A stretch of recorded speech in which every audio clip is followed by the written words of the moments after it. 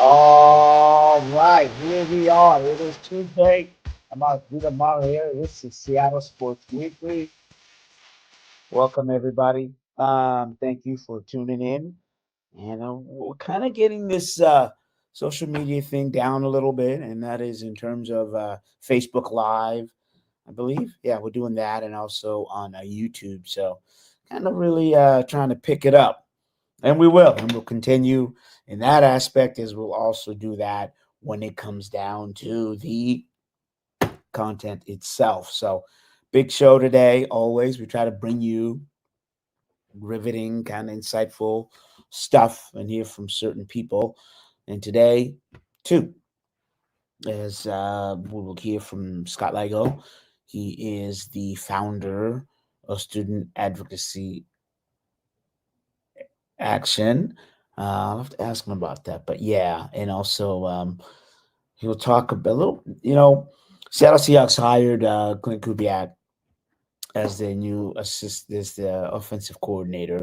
Scott was the assistant coach with the University of Washington under Don James, and so I thought, why not bring him on, and he can talk a little bit about assistant coaches and how that functions in college because it's a thing now where the assistant coaches go from college to NFL, NFL to college, if you will. Mike McDonald was a coach at defensive coach over there at Michigan for a year, and then he went on to 2020, and then he went on to coach the um, Baltimore Ravens as their defensive coordinator, and then for 2 years, and lo and behold, he becomes the 2021 is when McDonald was the Michigan defensive coordinator. So he's at Baltimore for 2 years, and then he's over here at the Seattle Seahawks. So there's an absolute connection there. Kind of want to looking forward to Scott giving us a deeper dive, and also, man, when you look at all the assistant coaches on a college football team, what's the function? What's the role? What is that like? So Scott will tell us that, and also he will give a little bit in depth. There's Carol James, the dog mother, if you will, wife of legendary UW coach Don James, passed away a few days ago. So he'll give us some insight on that and her influence and his influence as well. But first up, I think everybody is well aware now. Well, if you're not, that the Seattle Storm, it's acquiesced and went ahead and or well, it's not finalized by the WNBA, but everybody knows is reporting on it that Jewell Loyd will join Asia Wilson, Chelsea Gray, over at Las Vegas Aces. She will not join Kelsey Plum because in this deal that is being reported by everybody but the WNBA, go figure, is that in that in the trade, Chelsea would go, Kelsey Plum would go to the Los Angeles. Yeah, she'd go to LA, and Lloyd would join the Aces, and the Storm would get a second round draft pick along. So, I mean, it's kind of, you know, I talked with Jeff Brown, and we're just going to go into that interview, and we will get a deeper in depth in terms of what really happened here. Um, because there was what call irreconcilable differences between the Storm and Jewell Loyd, and we talked a little bit with Percy last week, Percy Allen of the Seattle Times, and as he said, there was some, obviously a parting of the ways, unfortunate, if you will. So there we go. Jewell Loyd will no longer wear that number 24 for the Seattle Storm. So, all right, let me see. Let's get to that video. And all right, we are joined by Jeffrey Brown of Stormchasers. Jeff, how are you? I'm doing good. How are you, Maz? Good. Thanks for coming on the show. And just another off season with nothing happening for the Storm, right? I mean, No news here.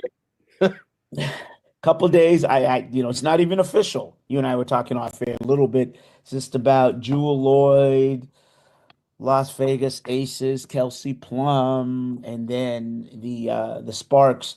Can you make some sense of this trade? What happened and why this probably was made?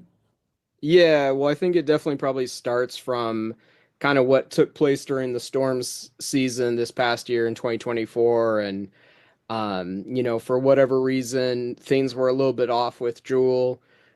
She had a down year with her shooting, and especially her 3-point shooting.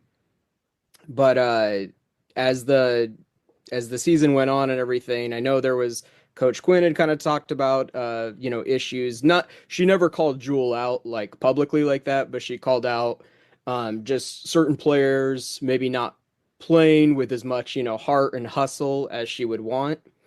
And ultimately, after the season ended, there was reports that there was going to be like an external investigation. There was a complaint filed, I guess, presumably by Lloyd, possibly other players, but at least by Jewell Loyd, about kind of like abuse and bullying done by the coaching staff. And so once that kind of came out, it was pretty surprising, but it obviously was kind of turning into hey, this was kind of a negative situation. We kind of knew something was going on just because of how everything was playing out and on the court, and maybe the team not gelling as well. They definitely struggled post Olympic breaks quite a bit. Um, but yeah, so they once that initial kind of complaint came out, we knew something was probably going to happen. I think it took about a month. So I think that was in November, and then sometime in December they came back and said how the the external investigation did not find any substantial evidence of abuse towards the players. And then within probably less than an hour of that announcement becoming public, it came back and was saying, or it was announced, I believe it was Annie Costabile of the Chicago um, Sun Times, I believe. Sorry if I got that wrong. But one of the Chicago beat reporters that normally covers the Sky, she had reported that Jewell Loyd was requesting a trade out of Seattle. And I know I had even written about it kind of towards the end of the season where it was seeming like something kind of had to give, like the dam had to break one way or the other. Either we were probably going to see Lloyd get traded in the offseason, or Coach Noelle Quinn and her staff and stuff was going to get, fired or let go. And it appears that they're not firing Coach Noelle Quinn. And yesterday, Shams, NBA insider with ESPN now, he announced that they are gonna. There's a big trade that is technically not official yet, but I mean, if it's getting reported by like the highest NBA insider out there, I would say it's pretty confident that it's gonna happen, and it's Jewell Loyd, I guess, had requested, interestingly, not to go to back home to Chicago, but she wanted to go to Las Vegas. I mean, it does make sense because that's with a pretty stacked roster with Asia Wilson and Chelsea Gray and Jackie Young, of course. Um, and so Lloyd had requested to be sent to Las Vegas, and then apparently Kelsey Plum was also kind of ready to move on from Las Vegas. She was the one of the Aces core players that did not sign an additional contract extension, so they had to place the core franchise tag on her. And I guess it wasn't like as public as the Jewell Loyd with Seattle as far as Kelsey KP wanting out of Las Vegas, but there was um, apparently that was a thing that she kind of was ready to move on, move to a new team.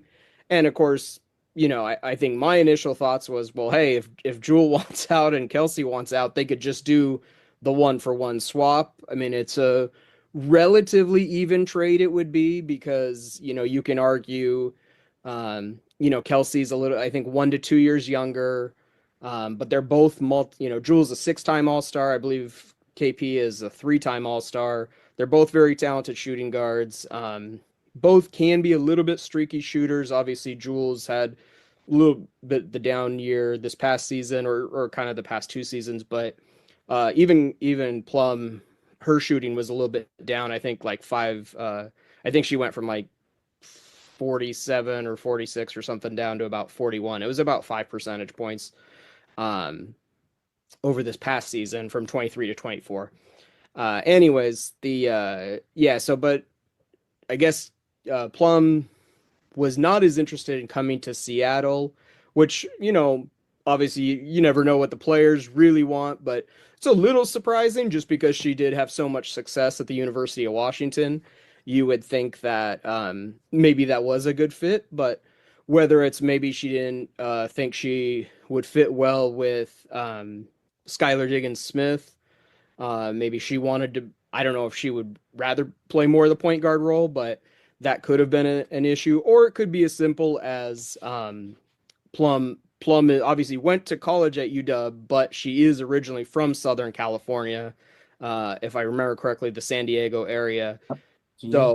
So LA, the southern, San Diego or that Southern California SoCal is, obviously the closest WNBA team. So maybe just wanting to go back home, having a fresh start. And I know been a bit long-winded on this one topic, but it's the big deal is um Oh. so yeah, so Jewell really wanted to go to the Aces.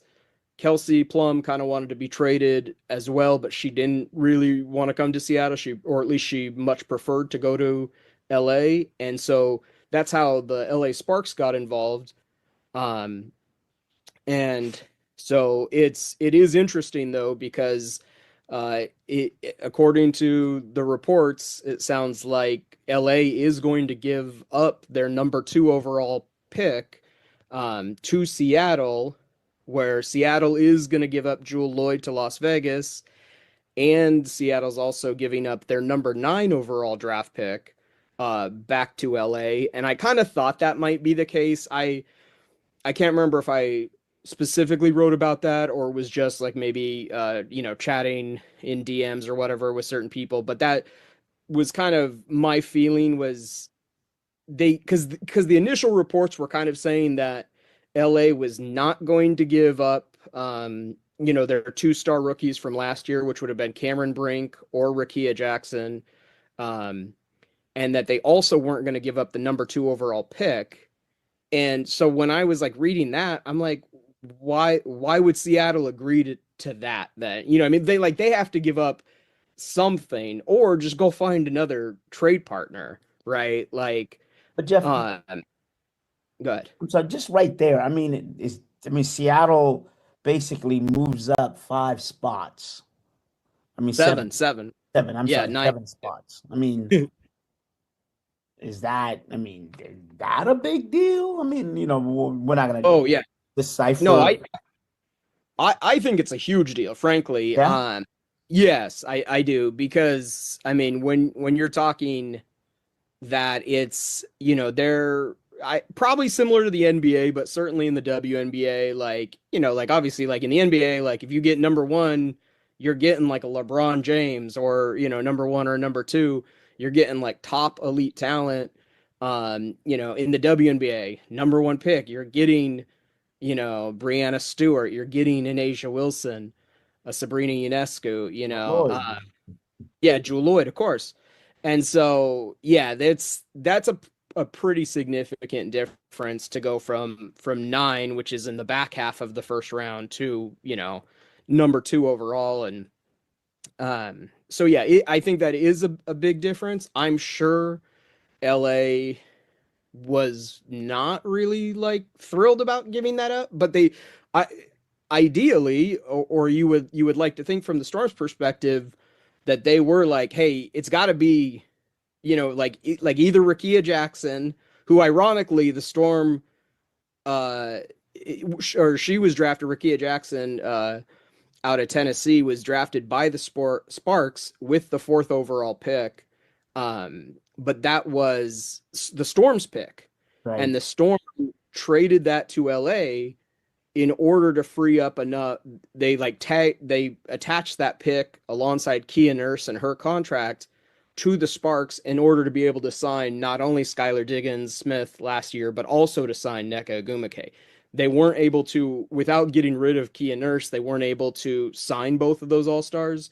So the Storm sacrificed the future with a top four lottery pick a year ago in order to bring on two additional all stars in Nneka Ogwumike and Skylar Diggins Smith. And that pick turned into Rickea Jackson. And I spoke with Coach Quinn obviously throughout the year, but I remember there was one time I kind of specifically asked her maybe her thoughts on Rickea. It was probably after they were playing the Sparks. And I know she kind of did like a double take and she's like, "Can I talk about this?" And she's like, basically indicated like that the Storm would have drafted Rickea Jackson had they kept their pick instead of trading it to LA. So I thought it was going to be kind of funny if they ended up swinging a deal this offseason to get Rickea Jackson, back to Seattle, where she probably was originally going to be drafted a year ago had things turned out a little bit different. But I think the Sparks probably looked at it and they said, we've seen Rickea play in the WNBA for a year, and she did quite well. She was probably one, obviously there was the Caitlin Clark. Angel Reese had an extremely good season as well, but Rickea Jackson was up there as, the third or fourth or certainly, fifth best rookie and in an extremely talented group of rookies. She was right there, basically showing all-star potential in the future. And so yeah, I think what LA probably decided was that we have a more known commodity in Rickea Jackson, so we're going to part with the number 2 pick, which, because you never know, it could be an elite player, but it could end up being, there's plenty of times where there's players taken in the top 2 or 3 that just kind of ended up, fizzling out or, not to throw too much shade, but like when the Storm took Kalina Mosqueda Lewis third overall, like, there were several other players that ended up having much better WNBA careers that they could have drafted instead of her. And so sometimes those picks don't end up being as good. But there is a lot of talent coming out. So this one should be. All right. So then also just to wrap this up, Lee Uris also uh goes to the Storm as well, right? Yeah, that's correct. And I almost wonder if that was, in these trades, it's always like a give and take. And so I'm sure the Storm were like dead set, like we need, probably either Rickea Jackson or we need that number 2 overall pick. And then LA was like, well, then you got to give us number 9 overall, And then the Storm were like, okay, well, we're going to give up Jewell Loyd. We're going to send her to Vegas. You're going to get Kelsey Plum from Vegas. We'll send you the 9th overall pick. We need a little something back more too. And I think that's probably where Lee Yuru um, kind of comes in and factors in. And she's a 6'7" center that she's on the China national team, and she's she's obviously with that size, she's a real big body. She's only played 2 seasons in the WNBA so far, so kind of a limited scope, but she's had some good games. I think she averaged probably around 5 points and 3 to 4 rebounds a game. So not, maybe not like an all-star level, but another big body for sure. And which is also important when factoring in that the Storm's Mercedes Russell is an unrestricted free agent and is not expected back with the team. So they kind of, need that height. And that's because even if you have Ezzy and assuming the Storm do re-sign Nneka Ogwumike, then you still need like an elite, probably 2 more post players, but certainly another big body for sure. And that's, I think, where Lee could come in as one of the, backups. And then of the Storm roster, right? I mean, when you look at it, there is what Skylar is under contract, correct? And also Correct. Ezzy is under contract. And anybody else? Yeah, Jordan Horston right? is under contract. They have her for this season, and they have a team option for next season, and then I think she becomes a restricted free agent, but not until 2027. So you have, yes, so as you just mentioned, you have Skylar, Ezzy, and Jordan. They also have Nika Mule, but she tore her ACL uh, when she was playing overseas. And sadly, we know that is, not maybe not quite a 12-month recovery, but is usually probably at least 8, 9, 10 months. And so from what I've heard, Nika is probably gonna like have her. I would think it's like the contract suspension or whatever, basically like injury suspension, because she probably won't play on the team in 2025 here. Um, and then if they're trade, if the reports are all accurate and true, they're trading away Jewell, so she won't be on there. In theory, Lee Yaru will be um, also on the roster, and then they've cored Gabby Williams. They placed essentially the core franchise tag on her, but that's still not a guarantee that she will be on the team. I think she will, but it's not a guarantee because if we remember back in 2021, after the Storm won that fourth championship, but second with the Jewell and Stewie group, um, in 2021, they franchise tagged or core tagged Natasha Howard, but then ended up trading her in a multi-team trade that off season. Okay. All right. So the Storm has got some spots to fill. How did Yeah. we get to the with a few minutes left here, how did we get to irreconcilable differences? That, that's a great question. I don't really know because it's not that long ago. I think it was during the 2022 season or off season, where they brought Stewie back and Sue was coming back for her final retirement year, and the Storm actually placed the core franchise tag on to Jewell, instead of doing it on Stewie, which was and probably is controversial to this day. But I think they did it because they were probably at the time maybe more concerned Jewell might leave uh, than Stewie at the time. This is back in 2022. But I bring all this up because during that time, I remember Jewell specifically talking about how important it was to have a coach like Coach Noelle Quinn, who is a black woman like herself, who is someone that, she can see in herself. She can, her nieces and nephews, her family, other little ones can see a woman in power, a black woman in power at, at a high position, and that was important to her, and then like that meant a lot to have her, and so it seemed like she was, a pretty strong advocate for Coach Quinn, and then for whatever reason, things just seemed to kind of derail this past season, and I don't really want to throw out too much like wild speculation or anything.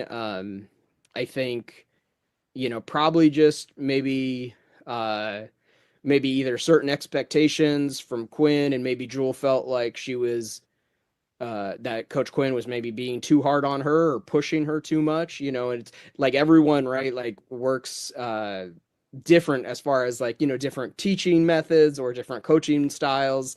Certain people are players coach, certain coaches are like hard asses. Like it's, um, I don't know, maybe there was a conflict there. Um, but for whatever reason, and I think, I guess, not to get too long-winded, but I think in the year the 2023 season, where it basically had to be like Jewell and there was not a whole lot of help outside, so it was like Jewell just do whatever, and maybe it was difficult for Jewell to come back into more of a system with, hey, like we need to get the ball to Neka Agumake, like she's really efficient, like give Skylar more opportunities or give Jordan Horston or Ezzy more opportunities. and maybe that was frustrating for Jewell. Okay. I'm not certain, but yeah, for whatever reason, just didn't it came to blows, or not, not necessarily physical blows, but um, yeah, it kind of fell apart. Yeah, parting of the ways, mutual respect, and off they go. Yeah. Okay. As we wrap up, so upcoming dates, April 14th is the draft, correct? Yeah, I believe so. It's So definitely that's in mid-April. so That that's sounds good. yeah, I did check. So that is kind of that's one big date for, for the Storm. And then I believe this season starts May 17th. Um, and by then the dust will have settled. May 17th, yep. And they open up against the Phoenix Mercury. You'll be back before then, of course. But okay. Storm Chasers, where can we find what's the deal? Yeah, should be WNBA Storm Chasers or WNBA Storm Chaser, depending on the social media, as far as Twitter X, Threads, Blue Sky, and then it should be WNBA Storm Chasers dot Substack. I do a bunch of writing. I do both free and paid content for people. I think I've written about 5 articles just in the past 2 weeks or something. And so yeah, I try to get out as much as I can, and then I do every single game recap plus a bunch of other things when news breaks like this, as far as trades or free agency and things like that. Very thorough. I've seen you. I've left you in the press room after games on my way to get a piece of pizza up on Queen Anne. So he is Jeffrey Brown of the Storm Chasers. Jeff, thanks for joining the show and appreciate you. Yeah, thanks, Maz. Always a good time to chat with you.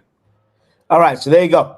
The interview with Jeff Brown of Storm Chasers. Just really excited to pivot, and Scott Largo is here, and we got to take this quick break. We're gonna come back and we're gonna delve into kind of a remembrance of iconic person in the husband and wife, I should say, UW football community, and then we will go on deep down into, as we always do, NCAA and how the NFL, the intertwine of assistant coaches and whatnot have you.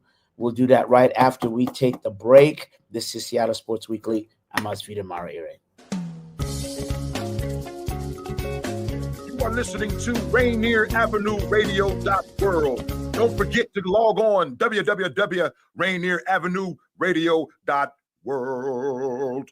A new law is helping people save more money on prescription drug costs. You may also be able to save with Medicare's Extra Help program. Your premium cost can be zero and your out-of-pocket expenses are low. Who should apply? Single individuals earning less than $23,000 a year, or married couples earning less than $31,000 a year. Even if you don't think you qualify, you should still check out this program. Visit ssa.gov/extra help. Medicare costs are covered by the U.S. Department of Health and Human Services.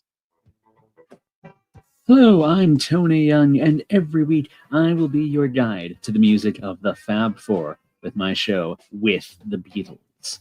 John Lennon, Paul McCartney, George Harrison, and Ringo Starr, those 4 lads from Liverpool. First airings are Tuesday night from 7 to 9 p.m. with repeats on Thursdays and Saturdays from 8 to 10 a.m. right here on Rainier Avenue Radio. Tune in to catch Beatlemania.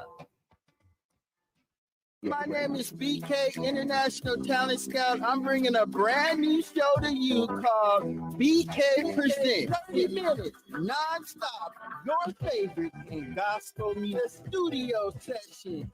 Going deep into interviews with your favorite artists, producers, and their engineers. You and your concert previews and concert reviews. Get it all on bkpresents.com. Generational wealth. Generational wealth. Generational wealth. What is generational wealth? We asked our communities, and this is what they had to say.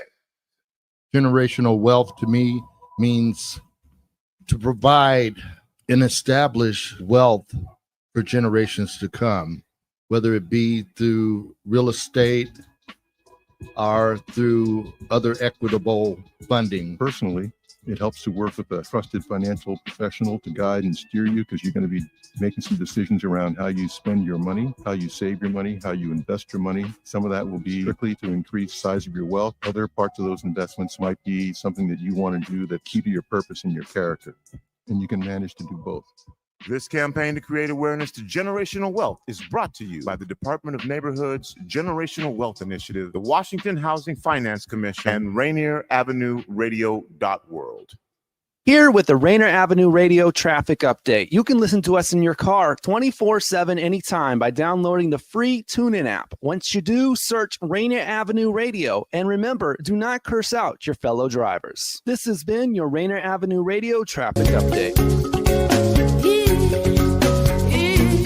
All right, we are back on Seattle Sports Weekly.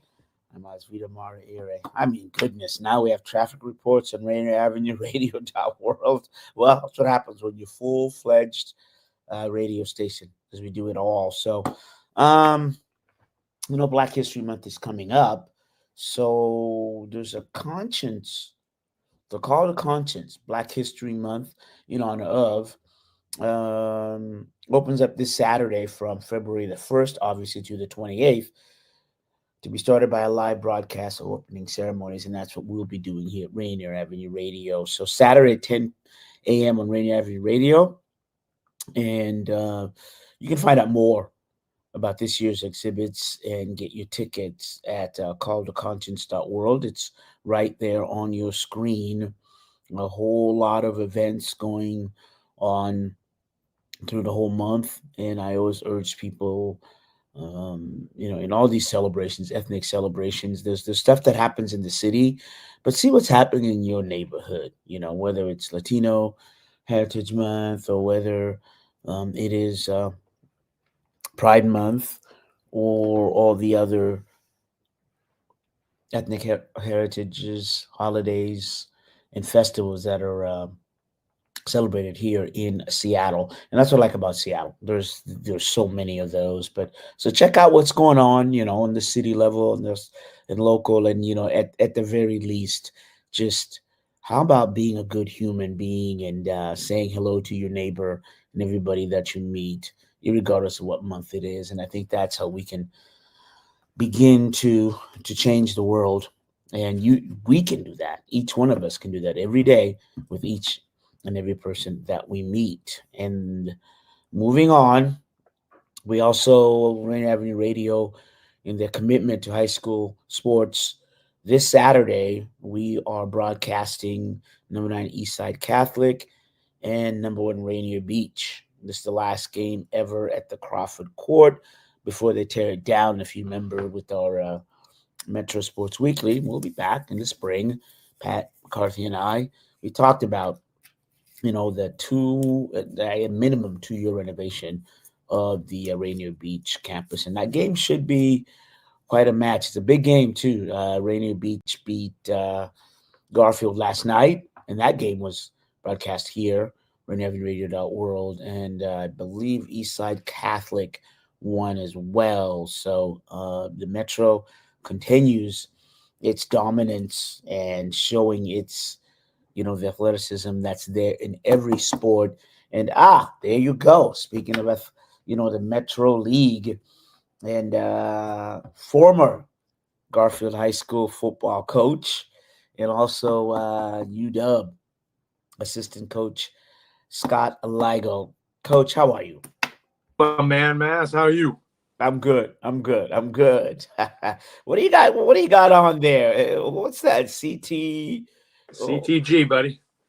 That's my stepson's brand for his special teams. Change the game. So, okay. Yep. He had a great year. He's at the University of Oregon, and obviously made it to the Rose Bowl.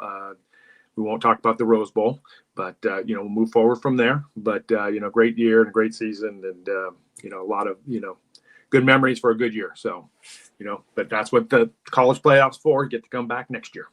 Is that now just his, or that's what he has for his special teams? He's created this brand. He started it at the Arizona State and worked his way up. Great program. it's what's really great about it is it's sort of like it's built around the hotels. So you start at bronze and you work your way up to platinum.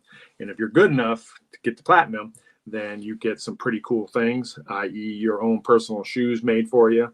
So when he was at the University of Memphis, a guy named Tony Pollard, one bad running back in the NFL, when he got there had not returned a kickoff return in over 20 years, the longest streak in the NFL or in the NCAA at the time. By the time he and Tony left, they'd set the NCAA record with 7 touchdowns to the house. So the program works for itself. It's amazing what a T-shirt can motivate, or a pullover or whatever for kids and the coaches and everybody. And this year when they played Boise, Oregon, I remember the offensive coordinator after the game saying to Joe, CTG saved my in that game. So they had a punt return and a kickoff return back to the house. So it works. It's a good program. Proud Papa. Well, D Money, I don't know what size you are, but Coach, we can always do a barter trade. We can work some things out there. I'll wear CTG merch, while on the show. I guess you're already doing that, so never mind. All right, Coach. I'm in. Yeah, I wanted to. How important? I just thought about this. How important in the life of a football coach is the relationship to, if you're married, how important is that the support and the commitment they support the nomadic life of a football coach? It's 1,000%. We are very lucky and blessed to have a great daughter-in-law who supports our son in that deal. But I know where we're going with this, and Coach James couldn't have met a better person ever to support him and what he did. I kind of have a personal story. I was there the day that Coach James resigned. When Coach James and Carol walked out of the Graves building for the last time, we ran downstairs to go say goodbye to him and hugged him up. And, it was a bittersweet moment, bitter for me because I really kind of wanted to work for Coach James for, a year to go underneath his tutelage and learn about everything he did. But also, understood why he did it, when he did it, and how he did it, and why he, resigned when he did. So, but to go to your point, support you have from your significant other is huge in this profession. You got to move. They're the ones that's sitting back at home during the season. They're the ones taking the kids to and from things and doing all those things and running the house. Now, it will get interesting for every coach and every coach's wife specifically when when Joe has a few days off, he drives Becky nuts because he does things all around the house. And she's like, this is how this routine works. I'm the routiner. And so you just got to jump into the routine and go with us. But it makes for a big deal. Coach James and, like I said, Mrs. James were, what a great pair. To support him where he did and support him in his decision to resign that day. You couldn't have had a better partner. And, she was true to him and true to the whole deal.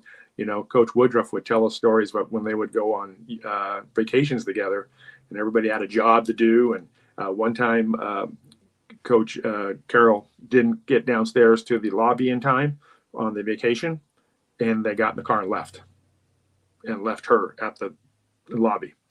Well, Coach James he's a stickler for time now. So you had to deal with that. You had to deal with those. So I don't know how that part went over with her, but I do know that he's infamous for those types of things. So, but God rest her soul, and she's with Coach, and that's the most important thing. And that's, but people should be very, feel blessed that we had a good person to represent Coach James and her and herself while she was here. So lucky to have that. Yeah, UW, obviously the AD Pat Chung, said in the statement, and in the time since her husband's passing, she had continued to provide a strong connection for all who were part of the great era in Washington history, and she would be deeply missed, and kind of paraphrasing there. But the one thing that another note, thank you for the insight, because I don't think people realize that or hear it, because coaches, even Mike McDonald, all coaches will talk about, they'll slip it in there if you're listening, about the importance of their, significant other. And it's just like you said, they all same that same theme. Like, when I have a couple of days off, I've got to be careful of my reentry, how I don't mess stuff up. And in a way, I can't stay too long because it's like, hey, don't you got somewhere to go? Yep, exactly. And my the point there was just, that significant other. How important is it for them that they, the role they play in embracing? They've got to embrace whether it's 45 or 105, of the program, right? Because that's what Yep. Carol James was. I believe what I'm understanding was that she brought a family piece to the whole, to the program. And how important is that with that connection? It's huge. So obviously, our Joe does special teams, and so his wife makes treats every week. I'm just going to leave it at this: from Tony Pollard to Tez Johnson to Dotson at Penn State. They all love this thing that she makes a few of these little special treats, and if they don't get them and they don't get them on time and they're not done right, it is like we got problems. And so the lifeblood of a wife in the program is huge. Joe has the kids over, at least 2 times during the season. So she's got to organize that whole thing, put the dinner together. Sometimes she cooks, sometimes they bring it in, but she has to be part of that whole deal. And they love it and they enjoy it. And yes, you are, and they do even a service project at all the schools that they've been to. They do one thing every year. This year they made special things for kids at Christmas and things like that. And so it's important to have that piece with the wife and understanding it. And the coaches, like everybody, even the husband who runs a Fortune 500 company, they come home and they complain. They talk about the employees. They do those things. And so the coach comes home and says, "Hey, Johnny's got a hangnail and Jimmy lost his girlfriend. And so, got to deal." And so the wives know that. They deal with that. And when the kids come in, Joe's got a kicker from Australia. Dad had cancer. How do you handle that? How do you support him when he's that far away? So there's a lot of things where the significant other can really, really help. And, it's part of being the bigger family to the whole thing. And, at the end of the day, even my wife, still today, Endure loves my wife probably more than me, and I love Endure Dinish, but he loves my wife more than me. And that's, he don't care about seeing me, he cares about seeing her. So, and it's important for me, even today, I still, with most of the kids that I've coached, Brandon Sanchez just had twins and, and all that kind of stuff. Those are important to me. And this doesn't end when you end your coaching career. You continue on this continuum with them. And, it's important to have that family piece. Thanks, Coach. Excellent. Now, it seems like the college, college, NFL college thing, maybe it was always there, is becoming more prevalent than before, or we're seeing it. I mean, examples of, going from one to the next, I would say Mike McDonald, he was the DC at Michigan for 2021. He had been with the Ravens, then goes back to the Ravens for 2 years, and then becomes as the DC, and then becomes the Seahawks head coach. I mean, get my thoughts here. Let me throw that out. Let me just start. When I look at, we'll come back to that in point B. Let me preface it by this. When I look at the Husky football coaching staff, I mean, it's got, the offensive coordinator, defensive coordinator, assistant offensive line coach, obviously quality control offense, quality control defense, quality control parking lot, quality control, can you just take us what it was in your day and how much that's evolved? Well, so to be perfectly blunt with you, in our day, there was literally 2 GAs, and then we were called student assistant coaches. So and one time when I was there were 6 of us. And then we had the next special guys, which would be considered now an analyst. A guy named Paul Scansey was there with us. And then Paul, ended up at the San Diego Chargers as a scout and some things. But, to where they are now, I mean, they're talking staffs of 50 people. It's crazy the amount of analysts and GAs and quality control guys. They break down everything, know everything. Now they've got the analytics guy sitting next to the head coach, telling him whether to go for it, not go for it, left hash, right hash, time of game, all those things. So you have to have somebody do that piece. It's evolved beyond anything. In which I always ask the question, and I just listened to a recent podcast with Brocco Mendenhall. He says, we have all this great technology and stuff. We shouldn't be doing more hours. We should be doing less hours because we're more efficient in our time.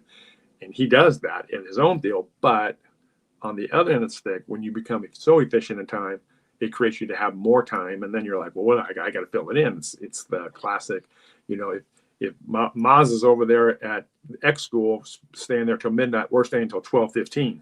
And it's this crazy mentality that they have. And you can't, sometimes if you're efficient on what you do, you can get out of there at the right time. I know Coach Holmgren, I listened to him one time on KJR say that he said, when his wife came, speaking of what we were just talking about, his wife came down with cancer. He got out of there at 7:00 at night, started going home. And he said to himself after that whole incident with his wife, he says, what was I doing for the last 30 years? He goes, well, I was spending hours at the office when I didn't need to. I could get home at 7:00 if I was efficient with my time, knew what I was doing, and get in and out of that place and know that I was checking all the boxes, doing all the stuff that I needed to do, be prepared and professional on Sundays, because that's what you're paid to do. But technology has its advantages, but it also sometimes makes you a little too time efficient, and then you start creating more ideas and more thoughts and more things. And but going back to what your point is, the involvement of the staffs is incredible to where they are now. And I don't know if that's always a good thing. I look at as I follow it pretty hard. A lot of college coaches are leaving, trying to get to the NFL, trying to get out of this NIL portal mess. And a lot of the, NFL guys, reluctantly or go back, but, to the college level, but they try to get out as fast as they can. Look at Wink Martindale right now, looking for jobs. Chip Kelly's looking maybe for an offensive coordinator position. The college thing is so different from what it was when I was there. And, we were expected to go Sundays to the, recruiting breakfast, and do those kinds of things. Now it's 24/7, 365. Kids come in the weekday. It's crazy where it's at. So it's a different profession than it was many years ago, and I'm not sure if it's necessarily always for the good. And yeah, you and I have all these off, but I mean, that's the revenue that's available has created the competition. Is that what that is? And then each of the universities, they are under pressure. The coaches are under more pressure now than they've ever been. I mean, that's fair to say, correct? To win now? Mm-hmm. Absolutely. Well, I would even say it's what's really been kind of concerning is that you have people that the booster/fan thinks that you should automatically turn around and just be able to redo it every single year. And now the portal can help you do those types of things, but the expectation to always be at the top level. We can use University of Miami as a good example. The 90s, what a program. Right now they're just struggling. And and I don't know if I'm not throwing this at the head coach. I'm not throwing it at the university. I'm not throwing it at the changes but I think it's a mix of the whole thing. The dollars are being spread around, and kids can go all their choices. They get offered, good money. I mean, they're talking about Jeremiah Smith being offered $4.5 million to be a wide receiver. I mean, I don't know who can play in that ballpark, but I mean, we know the big boys can, and all that kind of stuff. And we've discussed it here on this show before. The equity and equitable circumstance of the market that we're in is not equitable. Some programs cannot even stay into those numbers and do those things. So the expectations are different than they've ever been. Fans expect them just to turn around and come right back the next year and be in there. Like a lot of people were, wondering why. JT, G, and Mecca were playing at Ohio State. I told them very simple. I said, when we had the 4-team playoff, who were the constants in that? Clemson, Ohio State, Alabama, and you could add the fourth. It could be a flex, but those three were really the one. And everybody's like, if I want to go play for a national championship, because at the end of the day, that's really the ultimate thing to go do. They were going there. Now, as you followed the UW program, I think those three players probably could have helped out the University of Washington the last couple of years, right? So those types of things. And now, with the 12-team playoff, it opens up a lot more opportunities for kids to get to the national championship. Look at the first year we've done this, the 8 and 7 seeds play for the championship. Although, and so there'll be some tinkering of all those things that they're going to do. But at the end of the day, it allows you to have a chance and an opportunity to go play for the national championship. And, probably the team that had the best talent and the best, kids this year ultimately won the national championship. So probably at the end of the day, it was who deserved to win it. Well, but before the playoffs, they wanted him fired, right? Yeah. I mean, yeah. Look, again, going back to what we first, the expectations. Yeah. Mm-hmm, I mean, 47-2 versus the rest of the Big Ten, and 1-4 against that team from up north, as they like to say, and it was about to get them fired. So the unreal expectations of what people, I always say to people that, well, let's fire that guy. And I always say back to them, say, well, tell me who you're going to replace him with. And then there's a dead silence. And it's like, okay, so unless you have somebody, of the Nick Saban coming in to replace him, then I would probably be quiet and say, you got a pretty good coach and you got a pretty good situation. So it's definitely different. It's, it's a crazy. I think there's a lot of good things that happen with the playoff. I think they've got some tinkering to do and figure out some things. How come all the top 4 guys lost in the first round? Really, is the bye helpful or not helpful? I mean, these are just questions. It's not because Oregon was in that group. It's the question I have. I mean, does that 20 days off really help you? I don't know. I mean, probably in some cases, probably did help health wise, but at the end of the day, you were looking like, I can relate it back to the WIA, the 32 team playoffs in high school. Wesco up here in the north end didn't want to be part of it. So they weren't around for that first round. And then they jump in the second round, right? And then they didn't realize that those teams that were playing the first round had gotten kind of underneath their chin, got ready to go. And they came in the next round and they beat up on all the Wesco teams.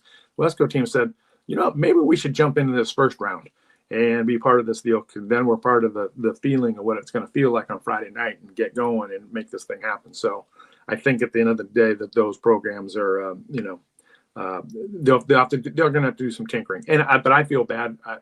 I want to ask the questions, and I haven't gotten the end results. What was the bowl games really like? Was it good? I mean, I'm not talking about the playoff bowl games. I'm just talking about the bowl games themselves. Were they less attended than they have been in the past?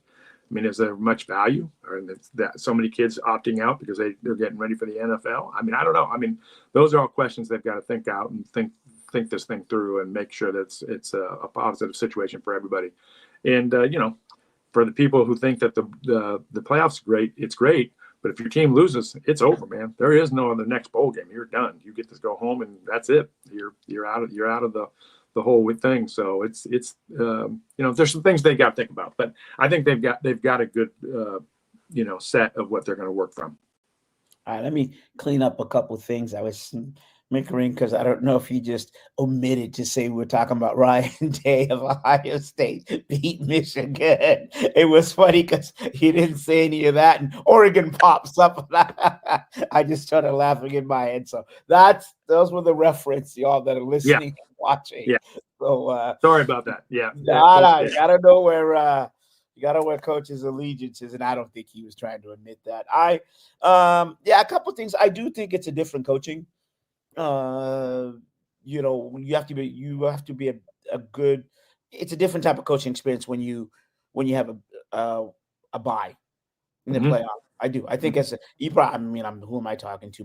But I think it's a different type. You have to rethink everything else. Just like you said about Wesco, you said it more elegant than I could. So our coaches might have to take a look at that and what happens in that week. I think the Bulls should stay. But Scott, isn't it the extra practices at the end of the day? Oh yeah, No. I mean, at the end of the day, that's what's always about, But now they're talking about Maz. I don't know if you saw that, but they're talking about now just giving these kids 5 years of eligibility. So it's if you take that in, there will be really. I mean, the extra practices during the bowls are always important. The old system under Coach James was, Tom Osborne's and those guys, if you really thought about their program, they'd get a freshman class, redshirt them all, have them practice during the year, have them get the 15 bowl practices, get that fifth year in, go into the spring, extra another 20 practices, go into the fall camp, and really they're about a 2-year, advance. And then you end up playing Toledo your first game, and they didn't go to a bowl game. They didn't have those extra practice. Those kids are literally coming in green as green. And that's how those things, and you start building up in your program that helps. My point is now if they have 5 years and they think the other end of the stick, which, I do my work with student athletes. I always tell these kids, man, when you walk in now, you better be ready, because they will show you the door if you're not ready to produce right away, because that's the other end of the stick, because you're essentially paying them now. And so that for their return on investment, they want you to be producing the minute you walk in. And so development piece is probably not there as much as it used to be.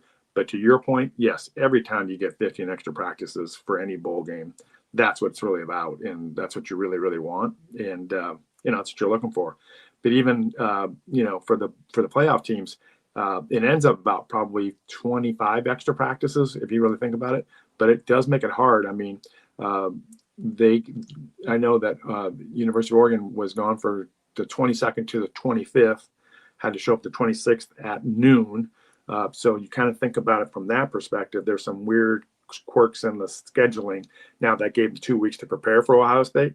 Now that first quarter didn't look like that exactly like they had prepared, but we'll leave that alone. But the bottom line is, how many days and practices can you really get in and make this thing equitable? So it's an interesting piece, but but no coach is ever going to turn down extra 15 practices, to your point. Yeah, I don't know why I keep having you coming on for 30 minutes. It's just not enough time. I got 20 questions. We got to change that. So I don't even know where to go with it next. There's so much. It's funny. Mick Cronin just talked a little bit about UCLA men's basketball coach. He's talking about the scheduling. And I know that's basketball, and here goes D-Money. It's time. Good Lord. Let's get you back real quickly. Just if you don't, like you have, if you can, I'll send us some time because we got to. There's just so much we got to talk about. In a minute or so, how long should you stay at college and make that jump to the NFL? I know that's like open-ended questions, but for a player or coach, a coach. I think any young coach, you want to cut your teeth. It's sort of like the Coach Glenn story that Bill Parcells that he's telling right now. Parcells told him, "You're not going to be a coach right away. You're going to go scout." I think you have to start from the bottom. You have to figure all these things out. I think that's an important piece to the whole deal. And really, I mean, let's be honest. The new college model, it really is the NFL. You have a player personnel. You have those layers. You have to figure out kind of your budget. It hasn't been set. They say it's about $20 to $22 million. I mean, you're going to have to run it like a professional team. It'll be very interesting to watch Belichick and Lombardi do what they're going to do at University of North Carolina, because they're going to run it like a pro team. So it'll be very interesting from afar to watch, see how they do it. But, I think that these young coaches can really learn how to do it. And then when you go to the NFL, it makes that piece that much easier, because that's the model they run from. 2 different departments. I mean, they're talking about now taking the full times off the road from scouting and just having a personnel department go out and do it and bring back the information, and then the coaches make decisions just like they do in the NFL. So the model's definitely there. Interesting. Yeah. Ryan Grubb. What of Ryan Grubb? We'll see where he lands. And we'll talk. We'll save that for when we circle back. All right, sir. Scott Largo, thank you so much for your time. And always. And we'll be back. All right. There he is. Coach, administrator, father, husband. All right. This is Seattle Sports Weekly. I'm Alfredo Mariere. Thank you, D-Money. Thank you all for watching and listening. We out.